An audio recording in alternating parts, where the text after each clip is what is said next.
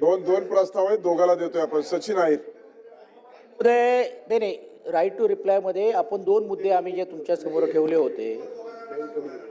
एक गोष्ट आहे सभापती महोदय, एक गोष्ट ही जाणवली की सभागृहामध्ये चर्चा न करता बाहेरच्या चर्चेवरती पण देखील राज्य सरकारला दखल घ्यावी लागते. ही एक गोष्ट सकारात्मक दिसते सभापती महोदय. हा झाला एक भाग.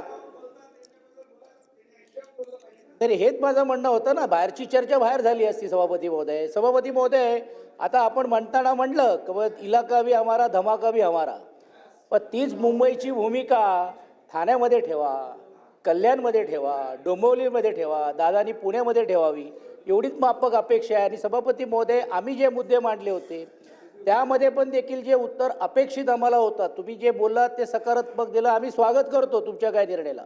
पण जोपर्यंत कृतीतून त्या निर्णय होणार नाही त्याचं अभिनंदन करावं की नाही करावं हा देखील संभ्रम सभापती होते आमच्या मनामध्ये. आणि म्हणून दूरदृष्टिकोनातून हे जे अंतिम आठवड्याची चर्चा होती ही काय फक्त आमची व्यक्तिशा नाही, पण सर्वसामान्य राज्याला जे अपेक्षित होतं त्यातून काहीतरी मिळणार आहेत की नाही ही निराशजनक परिस्थिती होता कामा नये.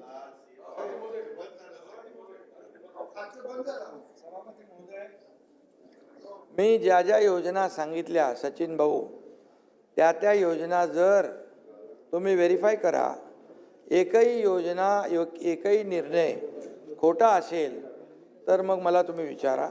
तुम्हाला मी एकच सांगतो, मी जे बोलतो ते करतो. माझ्या कामाची पद्धत no reason on the spot decision अशा प्रकारची माझ्या कामाची पद्धत आहे.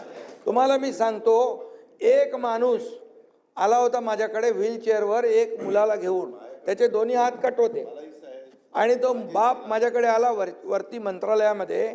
मी म्हणालो काय झालं? तो म्हणाला याचं विजेचा शॉक लागून दोन्ही हात गेलेत, कंपनीच्या मालकाला फोन करा, 2-3 लाख रुपये मिळतील. सचिन भाऊ, मी आपल्या मुख्यमंत्री सहायता निधीच्या अधिकाऱ्याला फोन केला, बोलो चेकबुक घेऊन ये. 5 लाखाचा चेक फाडला आणि त्याच्या हातात मी दिला. तो अक्षरशः रडायला लागला, तो मालक, तो बाप. अशा प्रकारचं काम आम्ही करणारे लोक आहोत. हे जे बोललेलो आहे हे बिलकुल न होणारं काम मी कधी बोलत नाही. आणि जे आम्ही शब्द दिलेला आहे, त्या दादा पण आलेले आहेत, आम्ही जे बोललो आहे, लाडकी बहीण योजना तुम्ही सांगता बंद होणार, कधी बंद होणार नाही. कर्जमाफी योग्य वेळी आम्ही करणार. जे आम्ही 2100 करणार बोललो ना मगाशी, योग्य वेळी करणार आम्ही. तुम्ही काय म्हणजे एवढ्या 5 वर्षाकरता असतं ना ते. अरे बाबा, तुम्ही लोक शांतता. तारीख फोल्ड डाऊन. शांतता. ओ सचिन भाऊ, बसा. ओ काही लोक म्हणत होते, काही सतेज दे बरोबर बोलले ते. आम्ही जे बोललोय ते करणार. तुम्ही शब्दाचे पक्के आहे. आणि तुम्ही तारीखचं म्हणता, जेव्हा अयोध्येचं राम मंदिर होत होतं तर तुमचेच लोक म्हणत होते मंदिर वही बनाएंगे, तारीख नहीं बताएंगे. मंदिर पण बांधून झालं, उद्घाटनही झालं, सगळं झालं.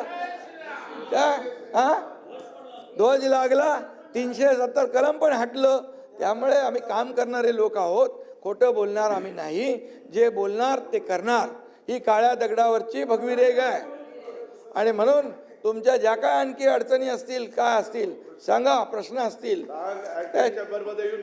आणि सोडून टाका. ते काय कोण तुमचा तो करमळकर का सरमळकर कोण आहे?